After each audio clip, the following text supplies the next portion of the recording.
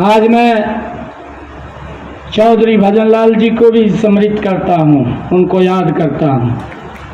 वो ऐसा व्यक्तित्व जिन्होंने प्रदेश को एक नई दिशा देने का काम किया है। भाइयों, चुनाव चल रहा है और चुनाव में 25 मई को हमने देश की सबसे बड़ी पंचायत का चुनाव करना है।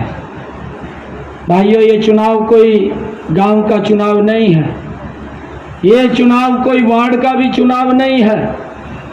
ये चुनाव भारत की दिशा और दशा तय करने वाला चुनाव है कि भारत किस दिशा के अंदर चलेगा, किस दिशा में जाएगा।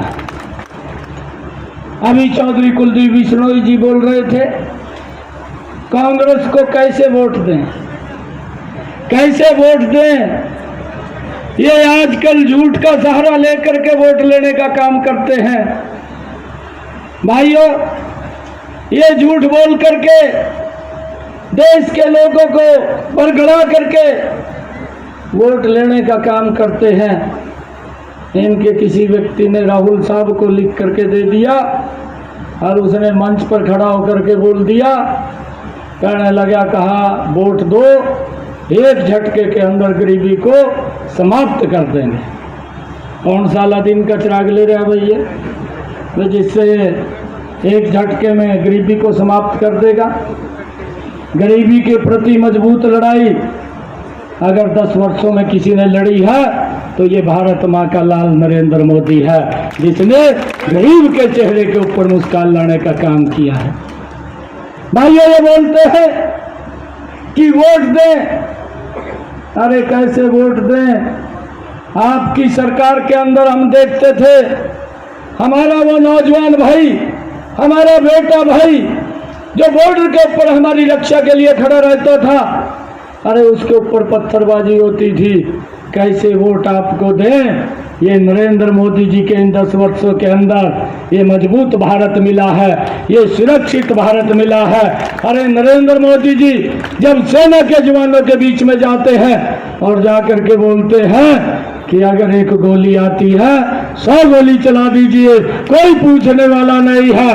और भाइयों, देखते देखते इन 10 वर्षों में वो पत्थरबाजी भी बंद हो गई, पत्थरबाज भी दिखाई नहीं देते इन 10 वर्षों में कि पत्थरबाज कहाँ है। भाइयों, मजबूत भारत, ये सुरक्षित भारत, ये देश की दशा तय करने वाला ये चुनाव है। और मैं आप लोगों से कहना चाहूँगा कि इस देश की मजबूती में हमें खड़े होकर के एक एक वोट नरेंद्र मोदी जी को दीजिए। और मैं आप लोगों को विश्वास दिलाता हूँ, आने वाले समय के अंदर जिस गति से भारत बढ़ रहा है, ये दुनिया का ये नंबर 1 का भारत बनेगा, ये सुरक्षित मजबूत भारत बनेगा। भाइयों, उस दिशा के अंदर नरेंद्र मोदी जी काम कर रहे हैं। आज गरीबी के प्रति मजबूत लड़ाई ये नरेंद्र मोदी जी के नेतृत्व में लड़ी जा रही है। अरे आयुष्मान कार्ड गरीब व्यक्ति को 5 लाख का अधिकार दिया है। इनके समय के अंदर तो इलाज नहीं करा पाते थे, आज गरीब व्यक्ति को चिंता नहीं है, इलाज कराने के लिए किसी की तरफ देखने की जरूरत नहीं है। ये सम्मान गरीब व्यक्ति को नरेंद्र मोदी जी ने दिया है।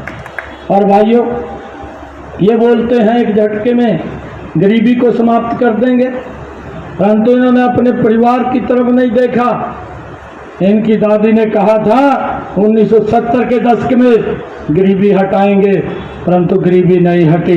35 वर्ष इस नारे को लेकर के चलते रहे, लोग वोट देते रहे, परंतु देश के गरीबों का शोषण होता रहा। 35 वर्ष के बाद जब देखा कि ये नारा नहीं चलेगा, तो इनके पिताजी ने, राहुल गांधी के पिताजी ने दिल्ली में बैठ करके बोला, मैं तो 1 रुपया भेजता हूँ, हिसार में 15 पैसा पहुँचता है, ये 85 पैसे कहाँ जाते थे। भाइयों, इसका मालूम नहीं पड़ा और आज भी लोग देखते हैं और ये बोलता है कि एक झटके के अंदर गरीबी को समाप्त कर देंगे। अरे गरीबी के प्रति तो मजबूत लड़ाई ये नरेंद्र मोदी जी ने लड़ी है। इन 4 वर्षों के अंदर भाइयों, 10 वर्षों के अंदर नरेंद्र मोदी जी ने 4 करोड़ भाइयों और बहनों को मकान बना करके चाबियां सौंपने का काम इन 10 वर्षों के अंदर किया है। आगे भी उसके ऊपर भाइयों उनका विजन है, आने वाले समय के अंदर कोई भी सर बिना छत के न रहे, उसको मकान देना हमारी सरकार की जिम्मेवारी है। भाइयों कैसे इन लोगों को वोट दे दें जो व्यक्ति जेएनयू के अंदर जा करके भाइयों जो इस देश के टुकड़े टुकड़े करने की बात करते हो, ये राहुल गांधी जा करके वहां पर उनको समर्थन देने की बात करता है, कैसे इसको वोट दे दे।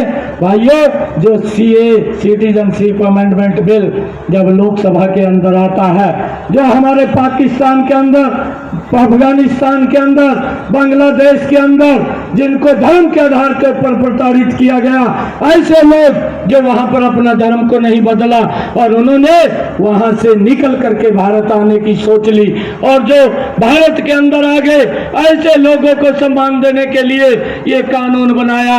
और ये कांग्रेस का युवराज 6 महीने तक शाहीन बाग के अंदर रास्ता रोक करके बैठा रहा, इसको उनकी चिंता नहीं है।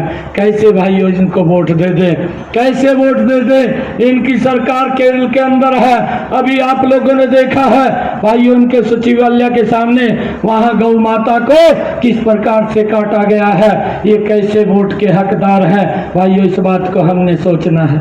और ये वोट आपकी इस देश की दिशा को तय करने वाली है। भाइयों आज हम 10 वर्षों के अंदर देखते हैं, भाइयों हमने 60 वर्षों का शासन भी देखा है। पहले दुनिया बोलती थी, भारत सुनता था, आज इन 10 वर्षों के अंदर भारत बोलता है, दुनिया सुनती है। भाइयों ये बदलाव इस देश के अंदर आया है। आज देश का इंफ्रास्ट्रक्चर, आज रोड की कनेक्टिविटी, आज एयर की कनेक्टिविटी, आज रेलवे की कनेक्टिविटी, इन 10 वर्षों के अंदर देश में यूनिवर्सिटीज का निर्माण, इन 10 वर्षों के अंदर देश में मेडिकल कॉलेज का निर्माण, भाइयों इन 10 वर्षों के अंदर एम्स का निर्माण और देश की समस्याओं का समाधान। भाइयों चाहे धारा 370 हो, चाहे भव्य श्री राम के मंदिर का निर्माण हो, भाइयों इन 10 वर्षों के अंदर नरेंद्र मोदी जी ने भारत को मजबूती से आगे बढ़ाने का काम किया है। ये लोग समस्या को समस्या बना करके भाइयों लोगों को डरा करके वोट लेने का काम करते थे।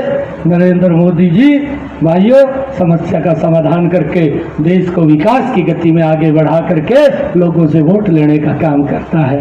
ये अंतर ये उनकी सरकार में हमारी सरकार में है। भाइयों 10 वर्षों के अंदर देश की दुनिया में भारत की एक प्रतिष्ठा बनी है। मैं आप लोगों से अपील करता हूं और ये भी कहना चाहता हूं कि एक एक वोट आप कमल का बटन दबाइए। यहाँ से कमल का बटन दबेगा, नरेंद्र मोदी जी ताकतवर होंगे, और नरेंद्र मोदी जी ताकतवर होंगे, दुनिया की कोई ताकत नहीं रोक सकती। ये भारत विकसित राष्ट्र 2047 तक बन जाएगा। और भाइयों हमने इस भारत की मजबूती के लिए काम करना है। आइए मिलकर के एक एक वोट आप कमल के बटन का दबाइए। हमारे रणधीर पनिहार जी बोल रहे थे कुछ कामों के लिए, उन कामों की चिंता मत करिए। आपका भाई आपका बेटा चंडीगढ़ के अंदर है, आपको जब भी कभी जरूरत पड़ेगी 24 घंटे आप लोगों की सेवाओं के अंदर है, कोई दिक्कत की बात नहीं है। आपके हर काम एक योजनाबद्ध तरीके से हरियाणा प्रदेश को आदरणीय नरेंद्र मोदी जी के नेतृत्व में आगे बढ़ाने का काम करेंगे। आप सबके आशीर्वाद सहयोग से करेंगे, कोई समस्या कोई दिक्कत नहीं आने देंगे, हर समस्या का समाधान है। अगर कोई समस्या का समाधान नहीं होगा उसको भी बताने का आप लोगों को काम करेंगे। इतनी भारी संख्या में आप लोग आए हैं, आप सबका मैं पुनः दिल से धन्यवाद करता हूं। और जो सम्मान इस सरदारी ने दिया है, मैं आपको विश्वास दिलाता हूं इस सम्मान को बढ़ाने का काम करूंगा, इस सम्मान को कम करने का काम नहीं करूंगा। और मैं भव्या जी को भी बहुत बहुत बधाई देना चाहता हूं, क्योंकि भव्या जी हमारे उभरते सितारे हैं और अभी हमारे हरियाणा प्रदेश युवा के प्रभारी भी हैं, और मजबूती से युवाओं के अंदर इनका एक जलवा है, और ये युवाओं को एक दिशा और दशा देने का काम भव्या जी करेंगे। और मैं आप लोगों से ये अपील करता हुआ कि यहाँ तो वही हिसार में तो जिताना है, परंतु हिसार के आसपास भी देख लियो, चाहे सिरसा की सीट है, सिरसा के अंदर भी जहां हमारे रिश्तेदार मित्र प्यारे हैं, बोल करके भाइयों, चाहे इधर महेंद्रगढ़ भिवानी है, कहीं पर भी जहां हमारी जानकारी है, मिल करके हमने एक एक वोट कमल के फूल को देना है। नरेंद्र मोदी जी को 10 के 10 कमल भेज करके तीसरी बार इस देश का प्रधानमंत्री बनाना है।